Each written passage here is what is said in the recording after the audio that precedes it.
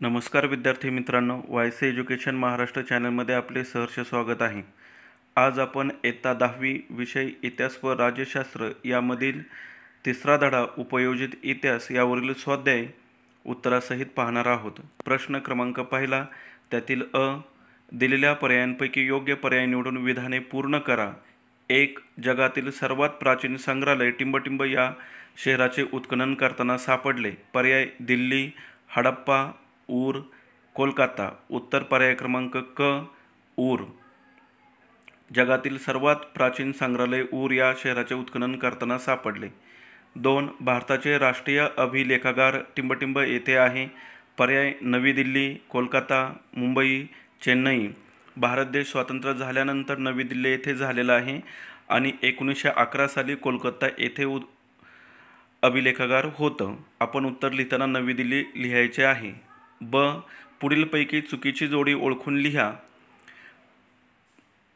कुट्टीटम केरळमधील संस्कृत नाट्य परंपरा, रमण पश्चिम बंगालमधील नृत्य, रामलीला उत्तर भारतातील सादरीकरण, कालबेलिया राजस्थानचे लोकसंगीत आणि लोकनृत्य। यामधील चुकीची जोडी उत्तर लिहित असताना सेपरेट जी चुकीची जोडी आहे ती ओळ लिहायची आहे पूर्णपणे किंवा ते वाक्य लिहायचं आहे।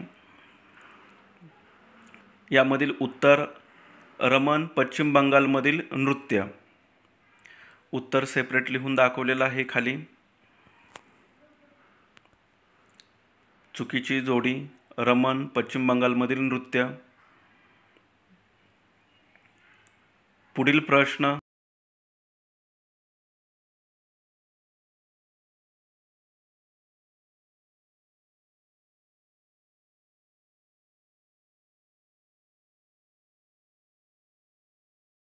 प्रश्न क्रमांक 2 टिपा लिहा। त्यातील पहिली उपयोजित इतिहास आणि दुसरी अभिलेखागार यांचं सविस्तर उत्तर पाहूया। उपयोजित इतिहास उत्तर, त्यामध्ये 4 मुद्दे आहेत। पहिला मुद्दा, इतिहासाद्वारे भूतकाळातील घटनांसंबंधीचे जे ज्ञान प्राप्त होते त्याचा उपयोग वर्तमानात आणि भविष्यकाळात सर्व समाजाला कसा होईल याचा विचार उपयोजित इतिहासात केला जातो। एखादा विषय इतर क्षेत्रामध्ये लागू करणे व त्यातून निघणारे निष्कर्ष प्राप्त करणे म्हणजे उपयोजन होय। 3. इतिहासाची उद्दिष्टे इतर विषयांना लागू करून नवीन निष्कर्ष काढणे यालाच इतिहासाचे उपयोजन असे म्हणतात। इतिहासात सामाजिक, धार्मिक, कला, स्थापत्य इत्यादी घटक समाविष्ट असतात, तसे या विषयांमध्येही इतिहासाचे उपयोजन असते। उपयोजित इतिहासामध्ये हे 4 मुद्दे महत्त्वाचे लिहायचे आहेत। पुढील टीप दुसरी, अभिलेखागार। सध्या अभिलेखागार नवी दिल्ली येथे आहे। स्वातंत्र्यपूर्व काळात कोलकाता येथे होतं। उत्तर पाहूया। ऐतिहासिक दस्तऐवज ज्या ठिकाणी जतन करून ठेवलेले असतात त्या ठिकाणाला अभिलेखागार असे म्हणतात। अभिलेखागारामध्ये महत्त्वाची जुनी कागदपत्रे, दप्तरे, जुने चित्रपट, जागतिक करारांचे ऐवज इत्यादी जतन करून ठेवले जाते।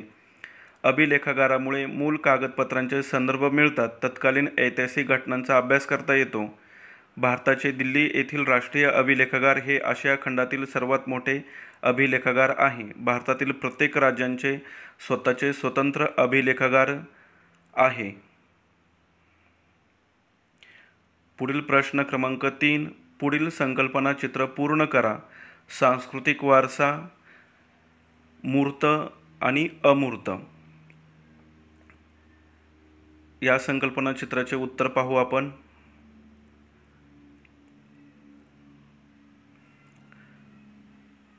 मूर्त वारसामध्ये प्राचीन स्थळे, प्राचीन वास्तू, प्राचीन वस्तू, हस्तलिखिते।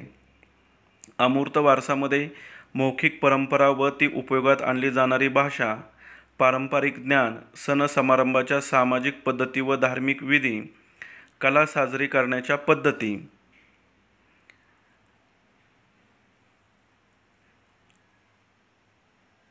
पुढील प्रश्न,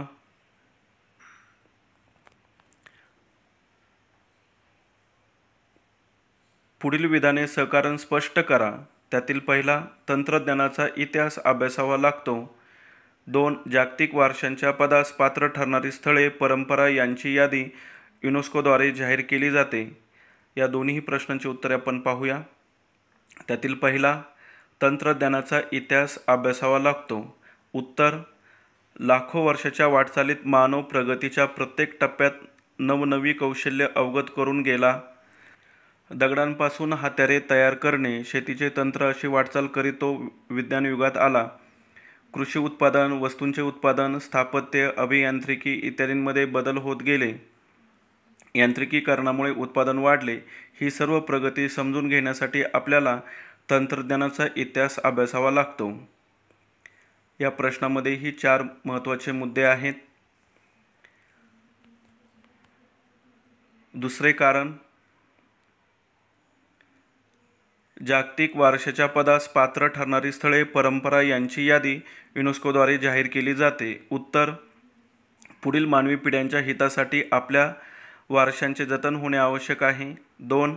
नामशेष होण्याच्या वाटेवर असलेल्या सांस्कृतिक आणि नैसर्गिक वारशांचे जतन आणि संवर्धन व्हावे. या हेतूने युनेस्को या जागतिक संघटनेने काही दिशादर्शक तत्त्वे जाहीर केलेली आहेत.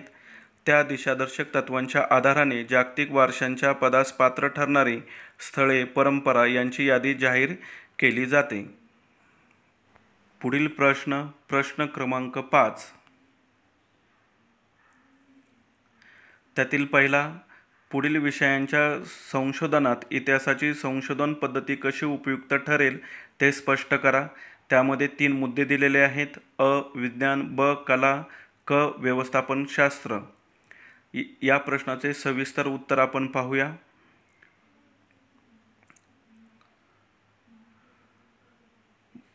सविस्तर उत्तरासाठी आपण सुरुवातीला प्रस्तावना लिहिणार आहोत. प्रस्तावना, प्रत्येक क्षेत्रातील ज्ञानसंचयाचा इतिहास स्वतंत्र असतो.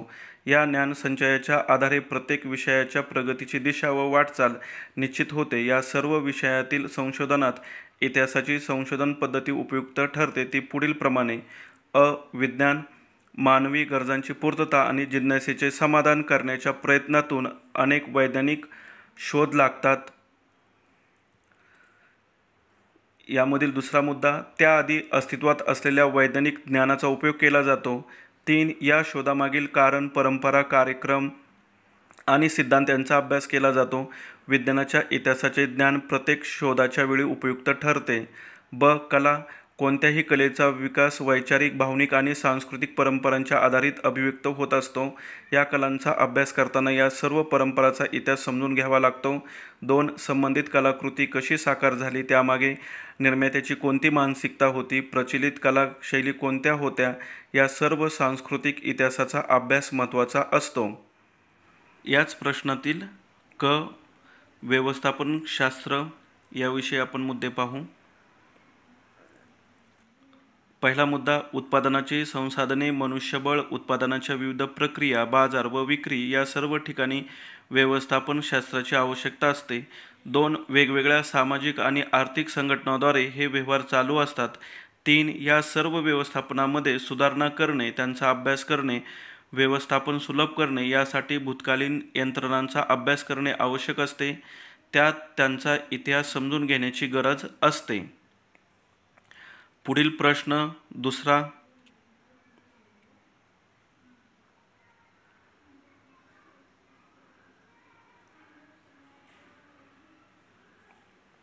उपयोजित इतिहासाचा वर्तमान काळाशी कसा सहसंबंध असतो. उत्तर, इतिहासाद्वारे भूतकाळातील घटनांसंबंधीचे जे ज्ञान प्राप्त होते त्याचा उपयोग वर्तमानात आणि भविष्यकाळात सर्व समाजाला कसा होईल याचा विचार उपयोजित इतिहासात केला जातो. पहिला मुद्दा, भूतकाळाचे मूर्त आणि अमूर्त स्वरूपातील अनेक अवशेष वर्तमान काळात अस्तित्वात असतात.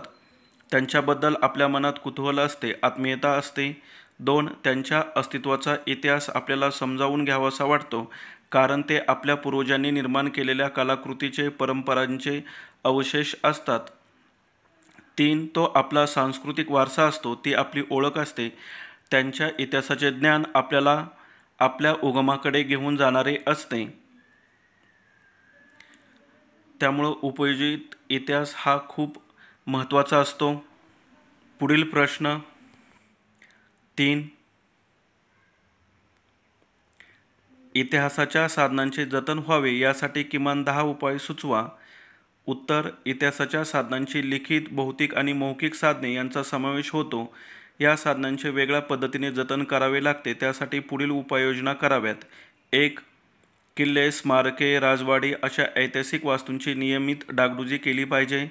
2. वास्तूंची नासधूस करणे, त्यावर नाव लिहिणे व कोरणे हे टाळण्याबाबत उपाय केले पाहिजेत. 3. ऐतिहासिक नाणी, हत्यारे इत्यादी वस्तू सावधतेने हाताळाव्यात. त्यांची चोरी होणार नाही याची काळजी घ्यावी. 4. ओव्या, लोकगीते आदी मौखिक साहित्य संकलन करून ते लिखित स्वरूपात आणावे. 5. प्राचीन ग्रंथांचे वाळवी व बुरशी यांपासून संरक्षण करावे. 6. या सर्व साधनांच्या जतनासाठी अनुभवी तज्ज्ञ मंडळींचे सल्ले घ्यावेत. 7. ऐतिहासिक साधनांच्या जतनासाठी कायदे करावेत. 8. या साधनांचे महत्त्व समाजाला पटवून देण्यासाठी विविध उपक्रम हाती घेऊन समाजाचे प्रबोधन करावे. 9. या साधनांविषयी, प्राचीन इतिहासाविषयी जनतेच्या मनात आपुलकी निर्माण करावी. 10. ऐतिहासिक साधनांच्या जतनांचे सामान्य जनतेला मोठ्या प्रमाणात सहभागी करून घ्यावे.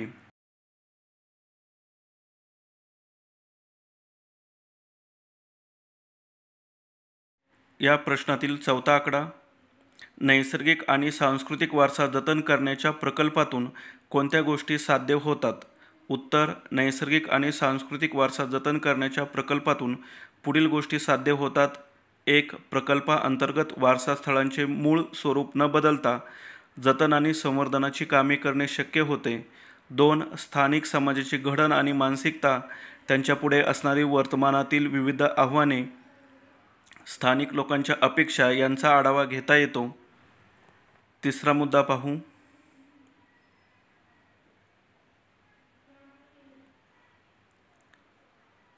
सांस्कृतिक वारसास्थळांचे जतन आणि संवर्धन करत असताना स्थानिक लोकांच्या भावना दुखावल्या जाऊ नयेत यासाठी कराव्या लागणाऱ्या उपाययोजनांचे नियोजन करता येते. 4. स्थानिक लोकांना त्या प्रकल्पात सामील करून घेता येते.